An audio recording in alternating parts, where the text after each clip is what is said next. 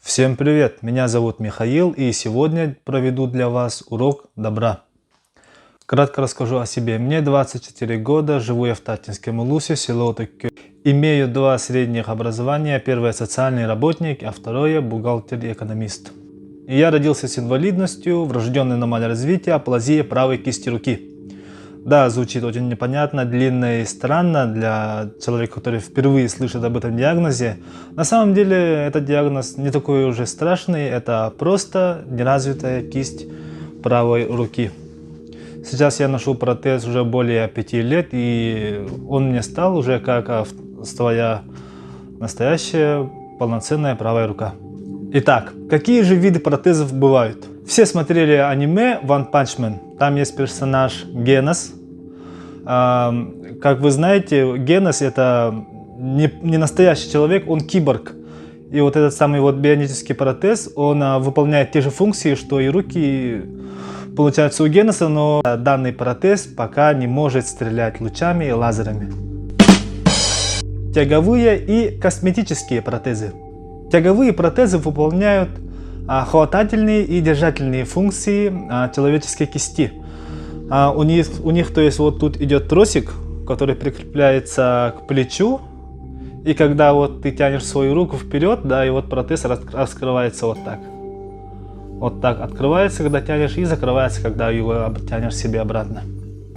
А косметический протез, он просто, так сказать, для вида, вот такой же, как и у меня. И мои самые любимые бытовые протезы. У бытовых протезов есть очень много насадок. Это ножницы, расчески, ложки, вилки, ножики. То есть можно к нему прикрепить все, что угодно, лишь бы это что-то имело специальную резьбу под насадкой этого протеза. А также есть спортивные протезы. Спортивные протезы выполнены из очень мягкого, но упругого материала, который способен выдерживать очень большие нагрузки. С такими протезами люди могут жать штангу, приседать с большими весами и просто заниматься активным образом жизни. А как вы думаете, чем же могут заниматься люди с протезами? Да всем что угодно, 21 век за окном.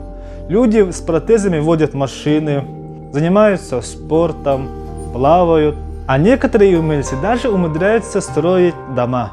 Также немножко хотелось рассказать о таком заболевании, как поражение опорно-двигательного аппарата. Опорно-двигательный аппарат, вкратце, это наши с вами руки и ноги. Ногами мы опираемся, когда ходим, и руками мы тоже опираемся, когда, например, встаем с постели. У меня, как вы уже смогли догадаться, поражение опорно-двигательного аппарата. А теперь, какие же знаменитые люди с такими диагнозами? Ник Ньюэлла, боец смешанных единоборств. Всем известный человек Ник Вучич. Спортсменка-якутянка Настя Диадорова. И ютубер-стример-блогер Дима Спонс. И на этом наш вводный курс уроков доброты подходит к концу. Ставьте лайк, подписывайтесь на канал и оставляйте свои комментарии. Всем пока!